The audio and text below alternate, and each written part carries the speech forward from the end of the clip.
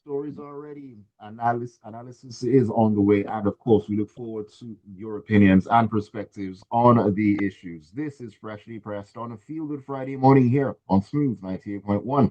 We love music, we love life. And of course, we love to talk about what's going on in the news and the major stories that have everybody talking. Welcome into Friday edition. Great to be here with you as always. My name is Ayokunmi Kekirieko. It is 31 minutes past 7, and it's 28th of November 2025.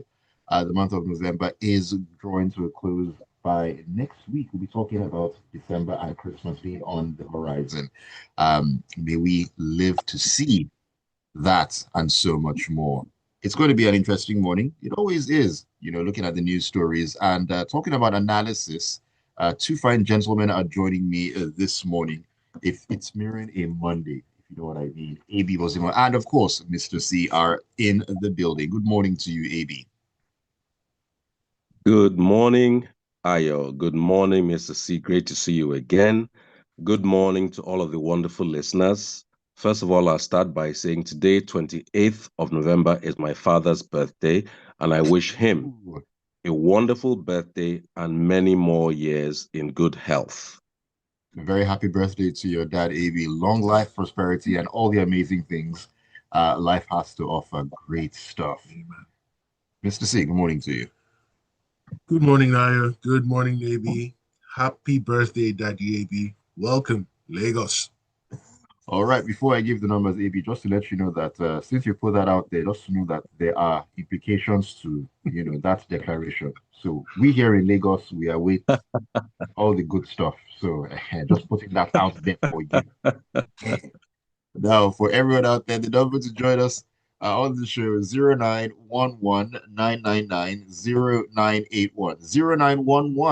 0911 That is the WhatsApp number. YouTube, we're streaming live, and you can join us there and leave your comments at Smooth 981 FM Lagos. Smooth 981 FM Lagos. All right, let us begin this journey this morning, AB. We are talking about, it's part insecurity and other things because there are updates each and every single day, and we need to keep everyone up to speed with what is going on. The Premium Times is where we'll begin this journey today. And the Senate on Thursday constituted a 13-member ad hoc committee to investigate how over $30 million was spent on Nigeria's Safe School program, a federal security initiative launched in 2014 to protect students and schools from attacks. Now, the program was introduced in the wake of the Chibok girls' abduction and was designed to operate at different levels, including state-led efforts and national coordination through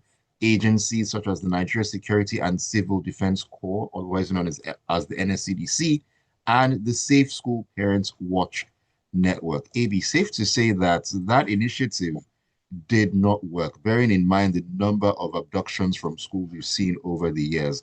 But $30 million, though, come on.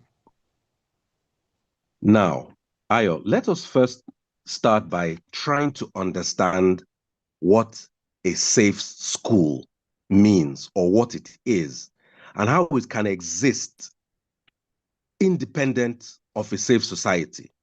I remember many years ago when President Obasanjo talked about trying to attract people from the diaspora back to Nigeria, and he said he was going to help, or it was rumored he was going to try and set up diaspora settlement, diaspora towns, and diaspora estates.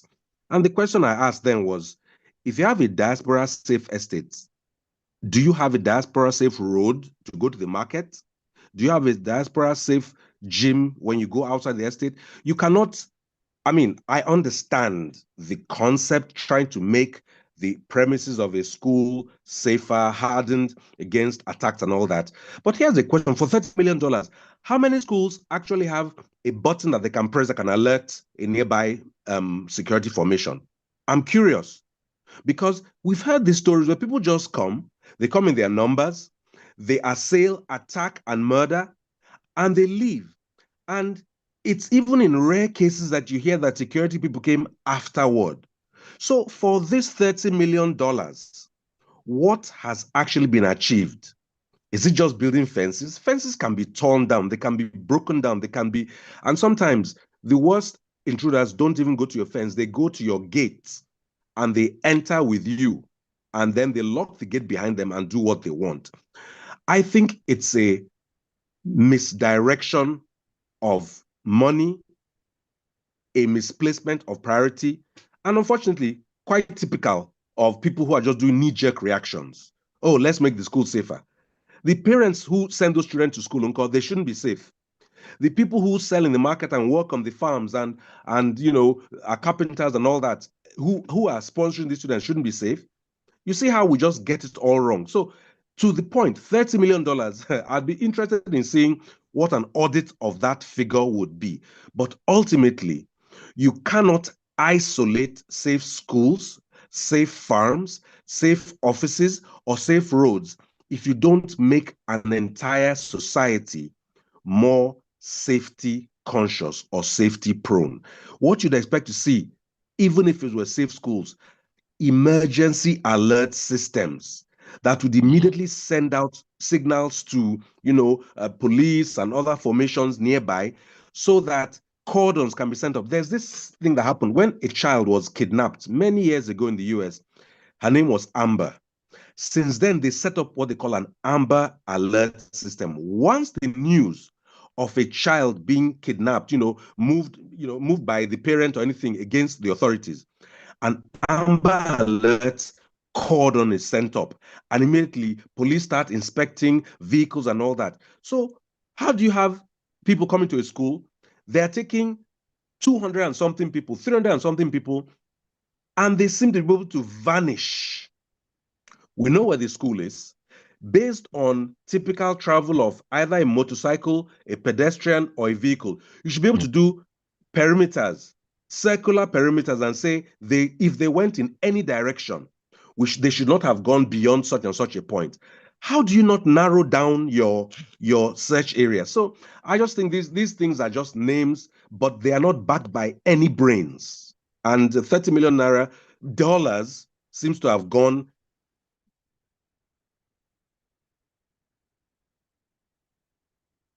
Are you there, AB? Oh, it looks like AB is temporarily frozen in time. To waste. Okay, he's back. Considering this recent spate of unfortunate kidnappings and including murders of a vice. Are you there? Am I audible? My network. Yes. This 30 million naira has gone down the drain because there were no brains behind it. Okay, I agree with AB to a large extent. And it's good that they want to ascertain what exactly has happened to all of that money. Now, where do we start from? Because we must remember this started towards the end of the Jonathan administration, dovetailed into the Buhari administration, and now we're here. And we're not wonderful record keepers. Time and time again has shown that the Nigerian state, irrespective of the administration, doesn't keep proper records. So I fear this is going to be a wild goose chase, and we're not going to get anything sensible come out of this inquiry. We've seen too many inquiries start. Never seem to end. We haven't seen many end. And I fear this is another one to join the book. But we'll see. Well, Tonya from the Lagos Metropolis is in agreement with you. He says, good morning, everyone. Yet another Senate probe that is going absolutely nowhere. And I remember he dropped this list some time ago. And he says this is a non-exhaustive list of just 10 Senate-ordered probes over the last few years. Quite a number of them. He then says nothing has come out of any of the above. No prosecutions, arrests, convictions, or jail time for anyone. We are not a serious country. Okay, here we are once again. Anyways, talking about the security issues and where we are right now, Mr. C, we're walking into the vanguard where President Bola Tinubu has approved the constitution of Nigeria's delegation to the U.S.-Nigeria Joint Working Group as part of efforts to deepen collaboration in tackling security challenges in the country.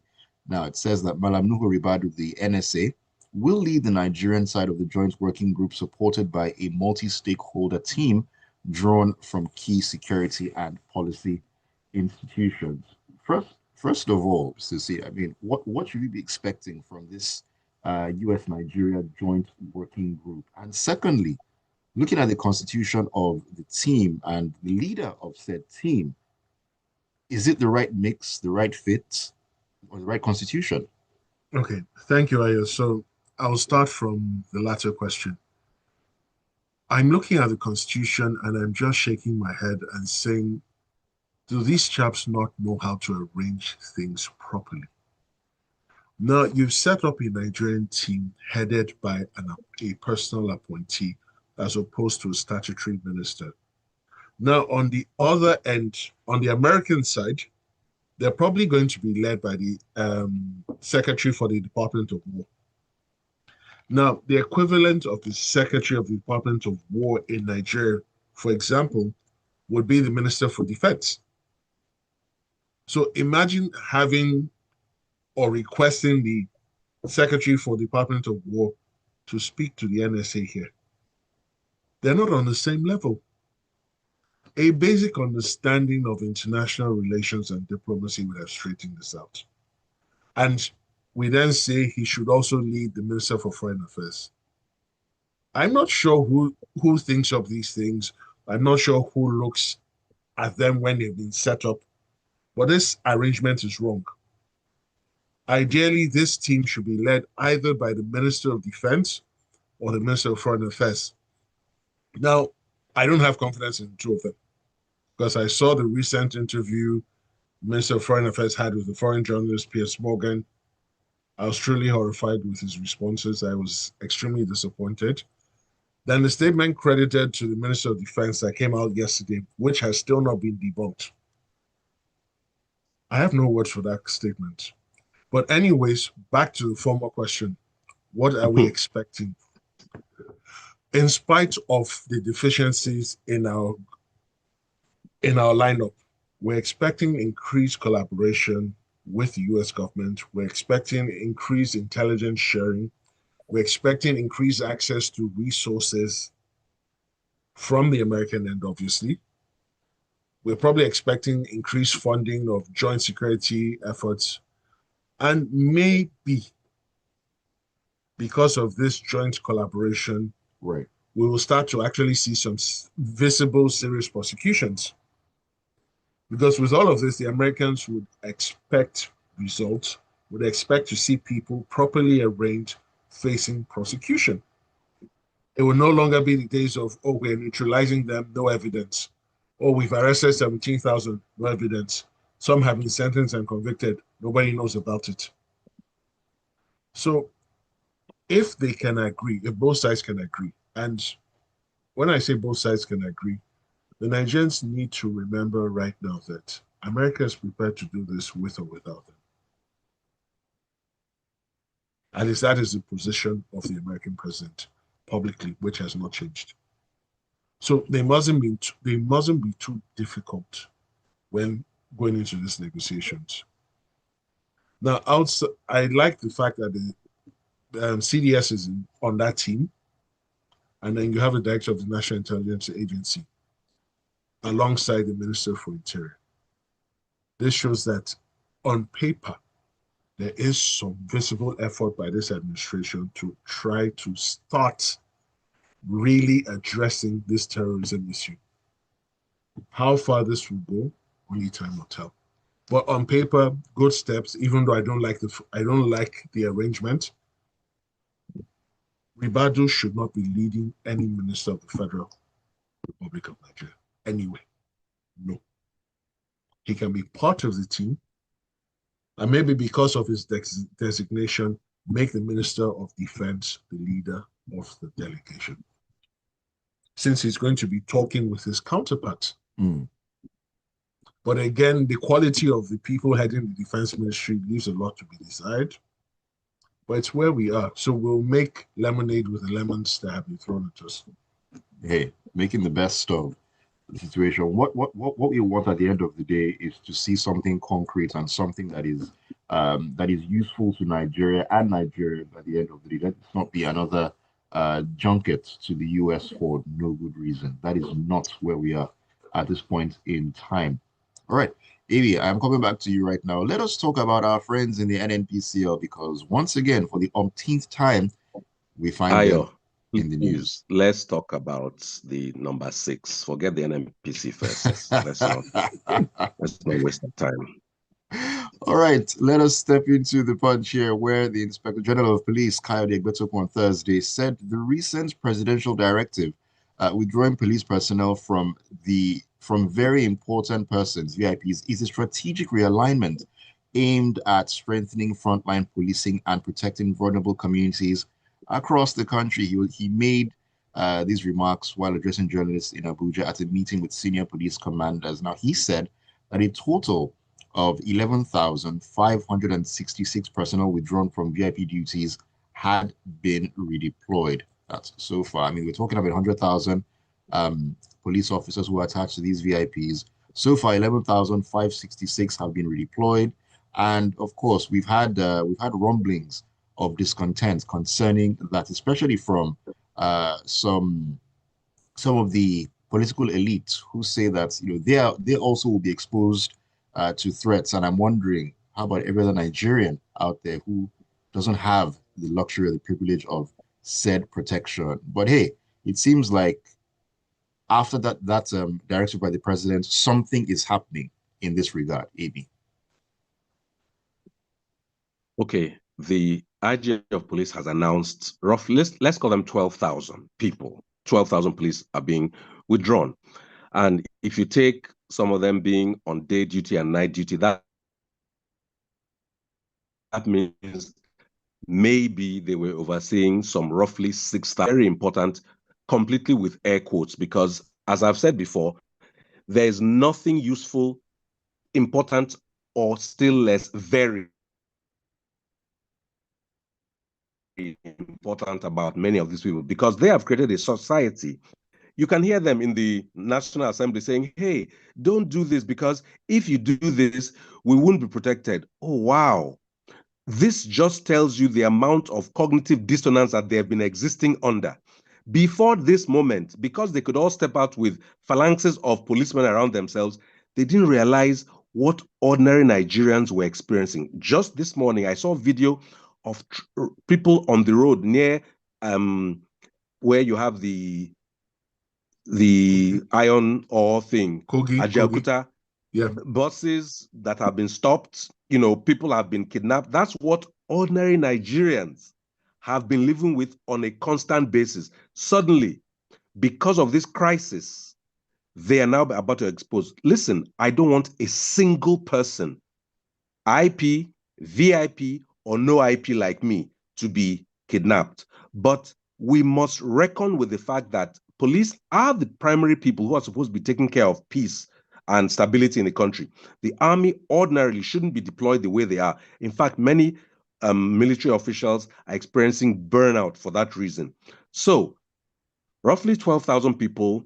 We are waiting to see on the streets whether we will still be threatened with cat whips when, because they normally sit down at the side of VIP vehicles and try to flog people out of the road. That's been the role of the police before now. Sit at the back of a vehicle, heat is worrying you in all your tactical gear. The person you're following is in air conditioner and bulletproof, and you are the one who is the face of frustration and oppression. Maybe they'll have a rethink after this moment. But I think every normal policeman wants to actually carry out what he was trained to do and what he's eminently suited to do. The fact is, if you are that important to the society that you are supposed to have elevated yourself in, that society should be happy to embrace you. I'm not saying danger doesn't exist. There are always cookies out there. Oh, But yes. if you're that important, hire your own private security.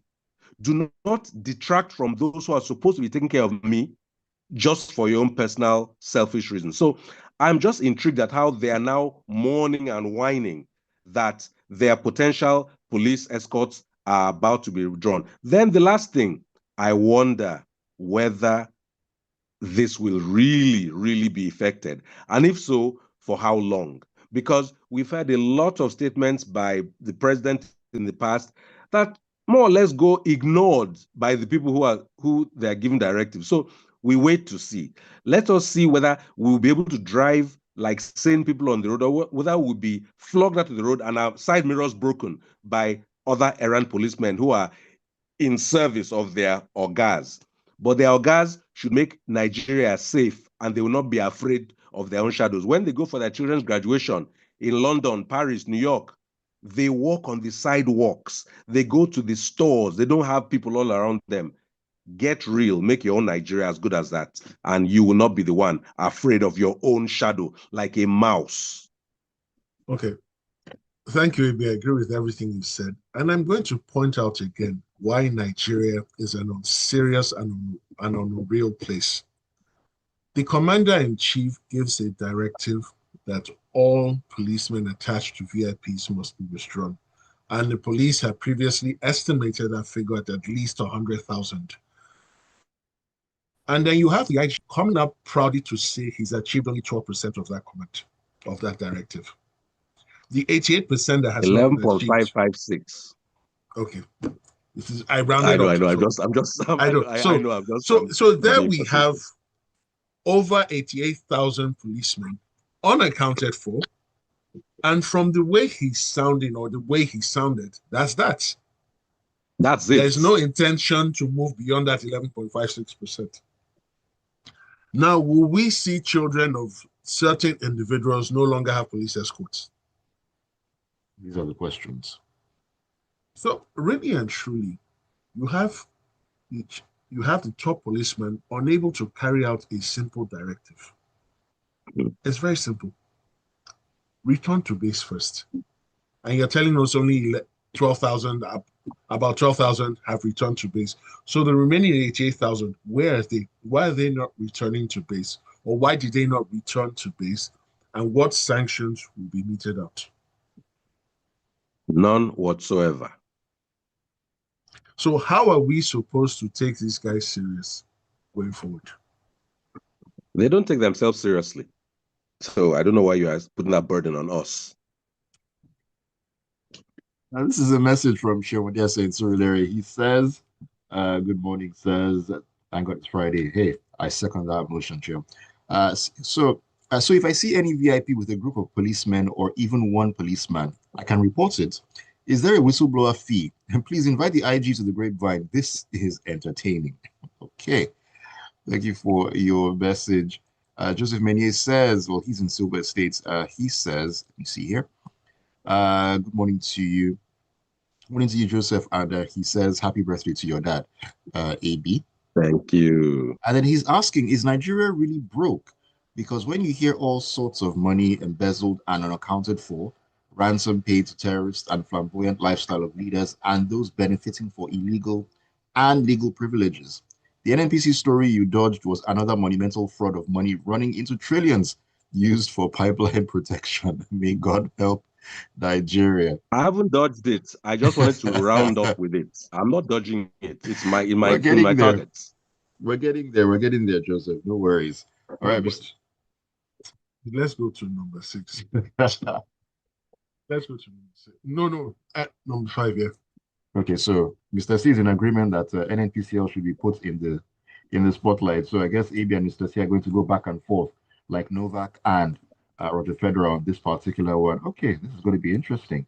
The Punch is where the story is in, and it says the Federation has racked up a staggering 17.5 trillion naira as debt. Yes, trillion with a T, as debt owed to the Nigerian National Petroleum Company Limited for pipeline protection and energy security operations. The oil giant undertook on behalf of the nation in the financial year ended 2024. Now, this came as analysts demanded a forensic audit of the 17.5 trillion naira spending and expressed concern over the pipeline protection and energy security costs, citing persistent leakages, low crude production, and systemic opacity in the national oil company. AB, 17.5 trillion naira, a lot of money for what has been cited, and clearly we have not gotten bang for our buck at all. I don't know whether it's just me, but I am unable to fathom the magnitude or quantum of 17.3 trillion naira. All I can do is put it side by side with some of the amounts that are headliners in Nigeria. The amount of the budget, 50 trillion. So this is roughly a third of Nigeria's entirety of the budget. You talk about the 1.2 trillion we wanted to borrow 15 minutes ago, and all the other billions and trillions we keep borrowing. This sum, when you talk about bang for the buck, that's a very good term. It is an estimate of whether a certain amount quoted has actually yielded the result you need.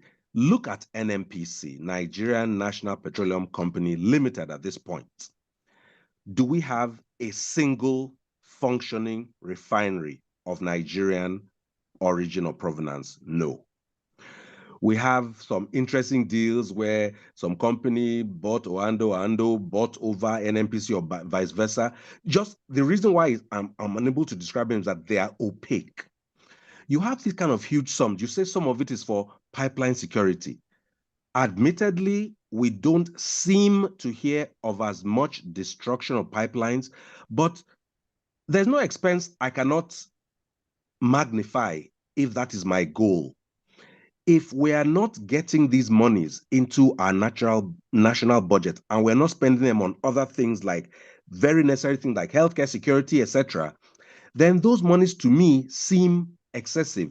And when you benchmark us against other so-called oil-producing countries, our costs always seem to tower among other people. So what we're seeing here seems to be lack of sincerity, lack of efficiency, and lastly, just lack of a will to do the people's work in these companies. The numbers outrank me. I find it hard to understand. We're even in this story talking about still payment of under recovery. We're talking about stabilization funds. There are so many headings you can put these numbers under. At the end of the day, like you said, Ayo, we have not yet got bang for the buck when it comes to the NNPC. And that is at the core of however we want to assess a story like this. How do we improve the efficiency of the NNPC so that it serves the Nigerian people better? We've talked about 30 million naira for the sorry, $30 million already this morning. I'm wondering how that went. Now we're talking about 17 odd trillion naira for so many different things that it doesn't seem that money has been used for, bearing in mind where we are right now. I know you have a couple of thoughts.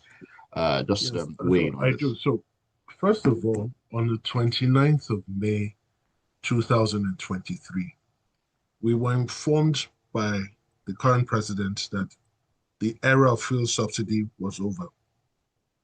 And we all saw the attendant shocks. So now I'm at a loss because I'm reading this story and I invite everyone to read it. I'm going to read it too. I'm going to quote verbatim from the article. Findings showed that out of the total amount, 7.13 trillion naira was spent as energy security costs to keep petrol prices stable whenever the gap between the exchange rate and the ex-coastal price of refined petrol widened. Note that sum. Further down in the same story, one sec. In the document, NNPC disclosed that 8.67 trillion of the total amount was spent directly as under recovery on refined petroleum products, highlighting the immense financial burden of maintaining operations under regulated fuel prices. Now, under 8 plus recovery, 7, 15 trillion. Yes. Now, under recovery was the term they started using when they wanted to stop using the term fuel subsidy. Now, which one is it? Is it gone? Is it here? Let's know where we are. Yes. So if as far back as May 2023, fuel subsidy was gone, how can the NNPCL then say in 2024 it incurs these costs? What is going on? And that speaks to the opacity AB referred to. What exactly is going on? Because the president says one thing, the national oil company does another thing. And this is part of the reason why it's difficult to understand what the NNPC is doing. 4 state-owned refineries, nothing working. All we're told is one day they will work. What does that even mean?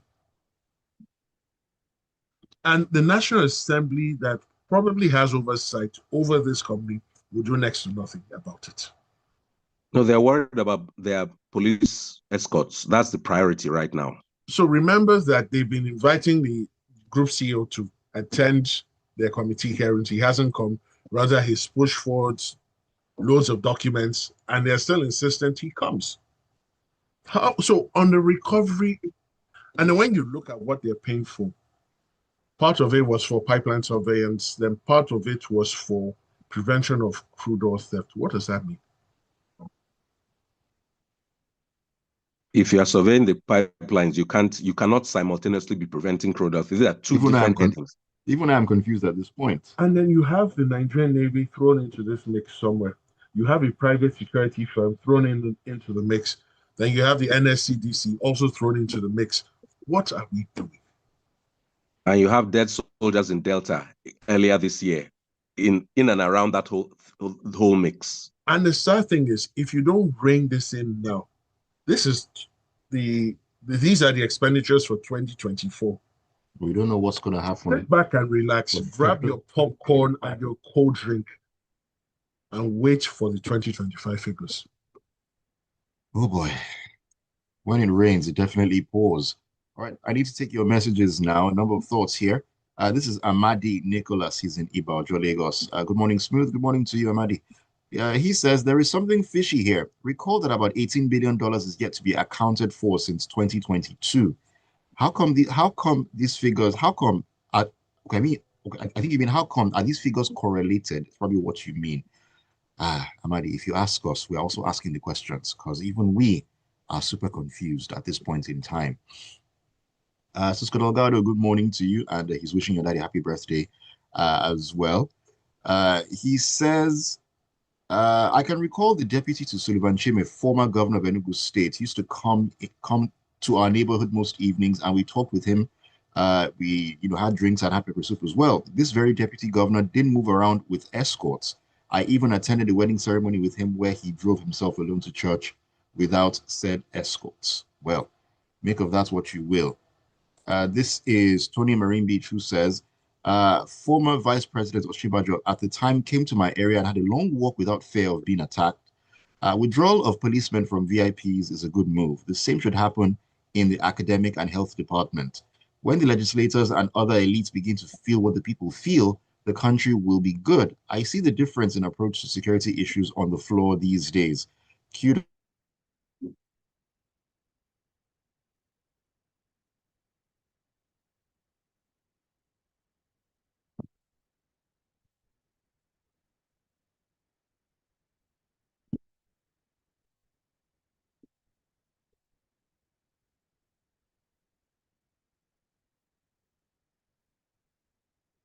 Have over 100,000 policemen on VIP duties. The whole police force is just over 210,000 men. Half of them are not on VIP duties. Let's not disseminate false narratives. So we didn't cook those numbers. So anyways, this is incorrect, but of course it's from Rexy. The total staff strength of the Nigeria police force is approximately 371,800 officers. If you're going to report, at least report with proper facts. This is Tonya in Lagos Metropolis, who says, Dirty December is around the corner. I promise you all that all the police will be deployed to protect the IJGBs. Mr. C, if they explain Nigeria to you and you understand, then they did not explain well. And let me see here. This is from Leko in Lagos, who says, morning crew, what causes coups, bad governance, bad elections, bad economic policies, taxes, and so on and so forth? Case study being Mali, Niger, Niger Republic, Guinea, and so on. Slowly, it's coming home. We aren't having discussions about coups this morning, Lekon. Ajayi Oloniluwa and Magodo Jerry Sherry says, good morning, Ayo, our learned Mr. C. And AB, I wonder why the president continues to saddle the NSA with responsibilities that are clearly above his portfolio. There's nowhere in the world that the NSA is at the head of the armed forces, while the Minister of Defense and even the Chief of Defense Staff are his subordinates. Maybe he's being groomed for the position of the commander-in-chief. Well, that I cannot speak to at this point in time. And on YouTube, this is from David Olatoboson, who says, I disagree with AB. You said you wait to see if the policemen will be removed from VIPs. Let me burst your bubble. Absolutely nothing will happen. Well, I mean, according to Larry in there, Larry, sorry, 2820 says Dirty December is around the corner. So we shall see if we'll see VIPs being escorted all around the place. That I'm waiting to see, and then we'll come back to this table to have conversations. But for now, we really got to go. Thank you all so very much for the messages and keeping up with us on Freshly Pressed throughout the entire week. Always a pleasure reading from you. And thank you so much, AB and Mr. C, for joining me this morning. It has been a pleasure. AB. Thank you, Ayo. As I say, please, Ayo, sacrifice the police escort you have. Let them go back to barracks, Mr. C, the same as you. AB, You please. people are Dirty December AB, specialists. AB, And please. may I just once again let you people know that I'm privileged to be the son of that man. I always tell him in person that if I were twice the man I am, I'd only be half the man he is. God bless you all listeners, and God bless my father. Have a wonderful weekend ahead. December loading. Amen to that, AB. Thank you so much, Mr. C. Well, thank you, Ayo. Thank you, AB. Thank you, wonderful listeners, for listening, and thank you for being with us throughout the week. And as the mayor of Port Harcourt has said, Dirty December loading. We're waiting for details for today's shindig. Oh, yes, indeed. We haven't forgotten. All right, then, Lagos. Thank you for keeping it to the Smooth 98.1. 8:15. We take a walk into the locker room. Tega Supreme is on the ground. We look forward to a great weekend of sporting action. My name is Ayokunmi. Stay with us.